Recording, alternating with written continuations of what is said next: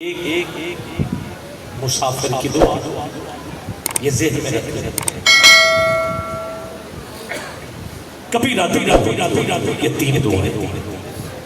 ایک مسافر کی دعا، دوسری ہے مظلوم کی دعا جو وہ ظالم کے لیے کرے جس پہ ظلم ہوا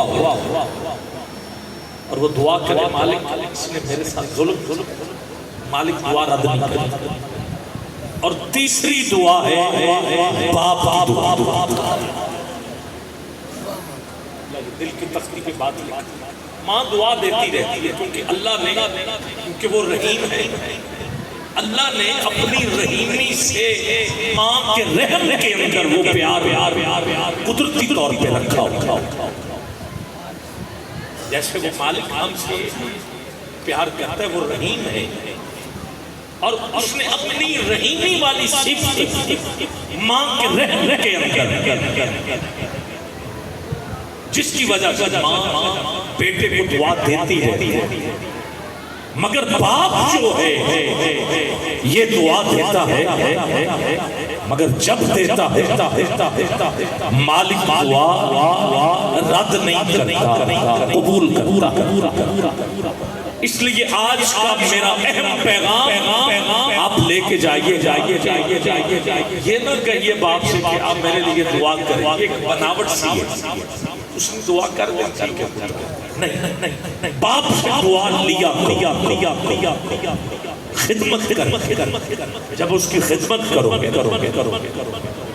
تو پھر دعا اس کے دل سے نکلے گی، وہ دعا کبھی بھی رد نہیں کرنی. اور واحد رشتہ ہے باپ کا جس کی ریٹائرمنٹ ہی نہیں. ہر کوئی ریٹائر ہو جاتا ہے، اس کی ریٹائرمنٹ ہے. یہ پہلے اپنے بچوں کے لیے دن رات ایک کر دیتا ہے، اس کے لیے اوور ٹائم لگاتا ہے. بیٹی کی شادی تو جہیز معاشرہ ہے، اس میں دن رات ایک اوور ٹائم لگاتا ہے. عید آ جائے تو اپنے پرانے کپڑے استری کر کے مسجد میں چلا رہا اور چاند رات اپنے بیٹوں کے لیے جوتے بھی نئے آ رہے ہوتے، کپڑے بھی نئے آ رہے ہوتے. بیوی سے باتیں بھی ہو رہی ہوتی ہیں کہ میں لے آتا ہوں آج ضرور، کل عید ہے مجھے ہو رہے. یہ اپنے لیے کچھ نہیں، یہ دن رات. اور پھر جب بچوں کی شادی کر دیتے ہیں، میں نے کہا نا ان کی ریٹائرمنٹ نہیں ہے، پھر یہ بچوں کے جو بچے ہوتے ہیں ان بچوں میں ان کو اپنے بچے نظر آنا چاہیے. دادا اتنا باپ پھر اپنے بچوں سے پیار نہیں کرتا جتنا دادا. یہ گھر کی بات. اب باپ کی مصروفیات پھر اور ہو جاتی، وہ پھر ان بچوں کے لیے دن رات دیکھتا ہے. مگر جو بچوں کا باپ ہوتا ہے، اس کا جو باپ ہوتا ہے وہ اپنے پوتوں کے لیے. اب پھر اس کو سکول چھوڑنے کے لیے ڈیوٹی باپ لے کے آنے کے لیے باپ، کھیل کود کے لیے باپ. یہ رشتہ جو ہے اس میں کوئی بھی نہیں. لہذا قدر کرو باپ. بچوں آپ کو اگر کسی منزل تک کسی نے پہنچایا ہے تو وہ ہستی باپ. یہ باہر کیا گزرتی ہے اس پر، یہ مزدوری کے دوران کتنا بوجھ اٹھایا اور کس قدر یہ مشکلات میں سے گزر کے تجھے یہاں تک لے کے آیا. اسی لیے تو حضور نے فرمایا نا، ایک صحابی حضور کی بارگاہ میں آیا ہے، میرا باپ مجھ سے یہ تقاضا کرتا ہے. وہ حضور کو جلال آیا، کہا سنو تیرا جو کچھ بھی ہے وہ سارے کا سارا تیرے باپ کا. آج بچے پتہ نہیں کیا لے کر کس طرح لے کر حضور نے فرمایا تیرا سارا مال تیرے باپ کا ہے. یہ آنکھوں میں آنسو، یہ ہر کا رشتہ جو ہے یہاں نظر آتا دکھائی دے. اور پھر اللہ حضور کا تیرا جتنا مال ہے گرامی قدر.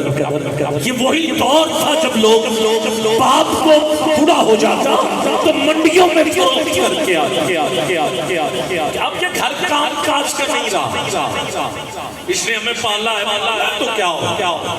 یہ جہالت تھی. منڈی میں بولی لگتی جس طرح قبولہ شریف میں منڈی ہے نا، لوگ بکرے لے کے جاتے ہیں، جانور لے کے جاتے اور منڈی میں بولی لگی اتنے کا دے دو یار، اتنے کا دے دو. عرب کے اندر منڈی غلاموں کی لگتی لوگ اپنے باپ کو لے آتے خریدو گے کتنے کا دو. پھر کام لیتے اس کی صحت کے مطابق اس کا ریٹ. یہ تھی جہالت. حضور آئے بتایا جس ماں کو تم لونڈی بنا لیتے ہو تیری ماں کے قدموں کے تلے چلے. حضور نے بتایا یہ باپ جسے تم فروخت کر کے آتا سن تیری ساری جائیداد تیرے باپ. حضور نے بتایا تیری ماں کی جنت تیرے باپ کے قدموں. یہ وہ رشتہ کبھی حسد نہیں کرتا. لہذا میرا یہ پیغام آخری پیغام کہ حضور نے ہر رشتہ بتایا. اور پھر سیدہ کائنات کے پاس 3 رشتے موجود تھے. ایک باپ کا رشتہ، ایک شوہر کا رشتہ اور تیسرا بچوں کا رشتہ. ٹھیک ہے، ماں ہوتی ہے، بیٹی ہوتی ہے، بیوی ہوتی ہے اور پھر عورت بہن ہوتی. یہ جو گھر میں کو رشتے ایک صحن کے اندر رشتے ہوتے ہیں. ویسے تو پھر بڑے رشتے ہو جاتے ہیں خالہ، مگر ایک صحن کے اندر اس کے 4 رشتے. بیٹی ہے، بہن ہے، بیوی ہے اور ماں ہے. سیدہ کائنات نے یہ 3 رشتے نبھائے اور کمال کے نبھائے. باپ کا رشتہ جب بھی حضور ملنے آتے تو سیدہ کھڑی ہو جاتی. کیا کہنا. اور جب آپ حضور کو ملنے جاتی تو حضور کھڑے ہو جائے. اور خود جنت کی سردار اور شوہر کا رشتہ یہ ہے مولا علی کے جوتے خود سیدہ اپنے ہاتھوں سے صاف کیا. یہ مقام اور بیٹا ایک حسن اور ایک حسین، اس کی جو پرورش کی ہے دنیا جان. عید کا دن ہے، دروازے پہ دستک ہو گئی. کہا واہ بیٹے بھی ہو تو ایسے. دروازے پہ دستک ہوئی. کہا کون؟ آپ مالکم ہیں، حضور کی بیٹی ہے. صبح عید ہے، میرے بچوں کے کپڑے نہیں. اگر کوئی حسن حسین کے پرانے مل جائیں یا مجھے بتائیے حسن حسین کے پرانے کپڑے ارے لاکھوں نئے کپڑوں سے قیمتی ہیں. اٹھاؤ حسن حسین کے دونوں ہاتھ اٹھاؤ ذرا. حسن حسین کے پرانے کپڑے دنیا کے قیمتی کپڑوں سے اعلیٰ ایسا ہی ہے. ہاتھ جوڑے صبح عید ہے، بچے عید والے دن نئے جوڑے مانگتے ہیں. عادت ہے بچے کپڑے نہیں ہیں. اگر آپ کوئی کپڑے دے دیں کوئی پرانے کپڑے اللہ سیدہ نے بچوں کی بھی خیرات دیکھو، مال کے گھر کے خیرات بھی دیکھو. حسن حسین سے کہا بیٹا جو آپ کے نئے کپڑے سلے باہر آیا ہے، اگر آپ کہو تو انہوں نے کہا ماں ہماری کیا مجال، جوڑے اٹھائے دے دیے، کہا ہم کیا پہنیں گے، بتا گھر میں جو ہے وہ پہن لیتے، کہا آپ کے کپڑے درزی لے آئے، درزی لے ادھر وہ جوڑے گئے، ادھر دروازے میں درزی حسن حسین، جاگو یاد، میں درزی ہوں حسن حسین، گرامی قدر یہ کون درزی ہے، یہ کون ہے جو حسن حسین کے جوڑے لے یہ وہ جبریل ہے جو کبھی اسیر بن کے آ جاتا، کبھی فقیر بن کے آ جاتا، یہ وہی ہے جو کبھی درزی بن کے آ جاتا، یہ گھر ہی کیا کہنا، بس بات آگے نکل گئی ہے، میں لیٹ رہا ہوں، 3 رشتے سیدہ نے نبھائے، بہن کا رشتہ سیدہ نہیں نبھا، کیوں بھائی دنیا سے بچپن میں چلے گئے، اب بھائی کا رشتہ نبھانے کے لیے میں رشتے پڑھا، میں نے باپ کا رشتہ پڑھا، ماں کا رشتہ پڑھا، میں رشتے پڑھا، میں نے بچے پڑھے، میں نے شوہر کی آپ کے سامنے آؤ میں پڑھ رہا ہوں، اب بہن بھائی کا رشتہ، بہن کا رشتہ نبھانے کے لیے اللہ نے سیدہ کے گھر میں ثانی زہرا جسے سیدہ زینب کہتے ہیں، سیدہ زینب کہتے ہیں، سیدہ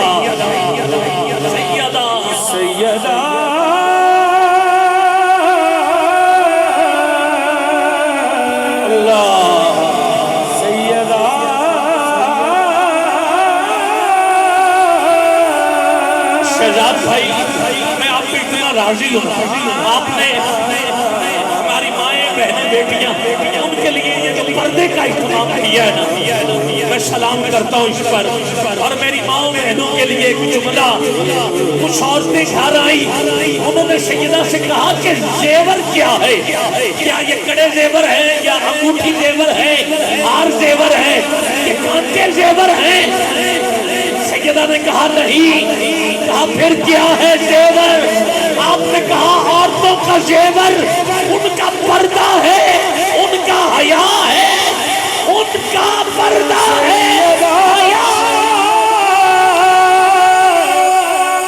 سیدہ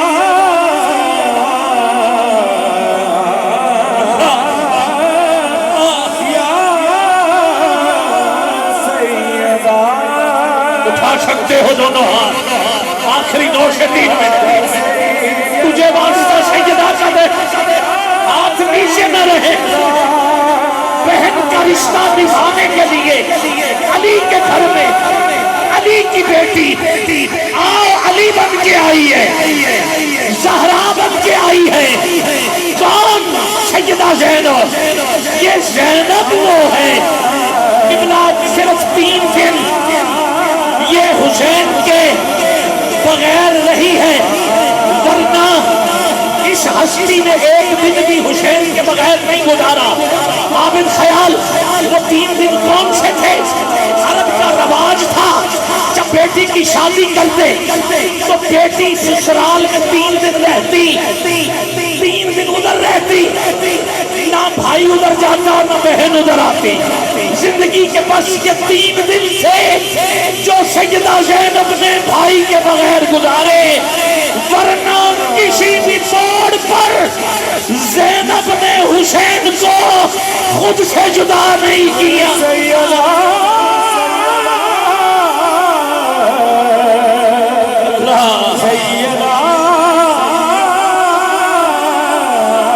مدینے سے لے کے مکے تک، مکے سے لے کے کربلا تک، کربلا سے لے کے شام تک سایہ بن کے جو حسین کے ساتھ رہی، اسے سیدہ زینب کہتے ہیں، اور وہ خطبہ دے کے یزید کے محل کی دیواریں جس نے ہلا کے رکھ دی اسے زینب کہتے ہیں، جس نے اسلام کے جھنڈے کو بلند رہنے میں اہم کردار ادا کیا اسے زینب کہتے ہیں۔ کون زینب؟ پیر نصیر الدین شاہ لکھتے ہیں، ارکان میں رس گھول رہے ہو جیسے جبریل زبان کھول رہے ہو جیسے دربار دمشق میں زینب کا وہ خطاب منبر پہ علی بول رہے